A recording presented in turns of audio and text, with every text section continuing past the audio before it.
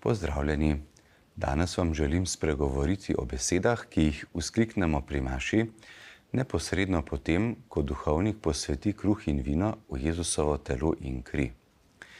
Duhovnik vzklikne skrivnost vere, vsi navzoči pa odgovorijo: Tvojo smrt oznanjamo, Gospod, in Tvoje vstajenje slavimo, dokler ne prideš v slavi. Najprej se ustavimo ob besedi skrivnost.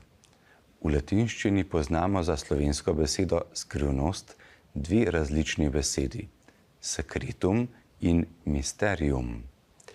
Secretum je stvar, ki jo ne povem drugim, ampak jo ohranim zase. Mysterium pa pride od grške besede mio, kar pomeni molčim, umolknem. Mysterium je nekaj, kar je tako velikega, veličastnega, da ne najdem dovolj dobrih besed, da bi to opisal. Karkoli bi izrekel, bi bilo premalo. Zato obmolknem in preprosto strmim. Mysterium fidei, skrivnost vere, je torej nekaj, kar verujem, zaupam in ob tem obmolknem in občudujem. Verovati pomeni zaupati, da kar Bog obljubi, reče, zagotavlja, je trdno in Bog na koncu ne bo razočaral. In kaj je torej ta osupljiva lepota, ki jo verujemo? Tvojo smrt oznanjamo, Gospod, in Tvoje vstajenje slavimo, dokler ne prideš v slavi. Kaj to pomeni? Tvojo smrt oznanjamo, Gospod, pomeni, da kristjani sporočamo svetu, da je Jezus v resnici trpel in umrl za nas. Kako sporočamo? Ko smo sprejeli sveti krst, smo se s krstom potopili, krstili v Jezusa. Z njim smo postali eno. Moje roke, noge, glava, oči, ušesa, pamet, vse pripada Jezusu. Kadar kdo vidi mene, ki sem krščen, potopljen v Jezusa, trpeti, dejansko vidi Jezusa trpeti. Kar nekdo naredi dobrega ali slabega meni, naredi Jezusu.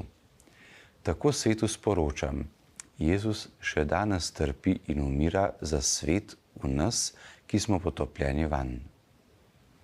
Kaj pa pomeni Tvoje vstajenje slavimo? Slaviti pomeni razodevati. Naprimer, okno slavi sonce. Okno razodeva sonce. S tem, ko okno pusti, da sonce posije skozenj, pokaže na sonce, kako svetlo je. Slaviti Boga pomeni pustiti Bogu, da posije skozi mene v ta svet, da bo svet prepoznal skozi mene Božjo lepoto. Želim, da bi skozi mene zasijala resnica, da je Jezus zlo, trpljenje in smrt že premagal.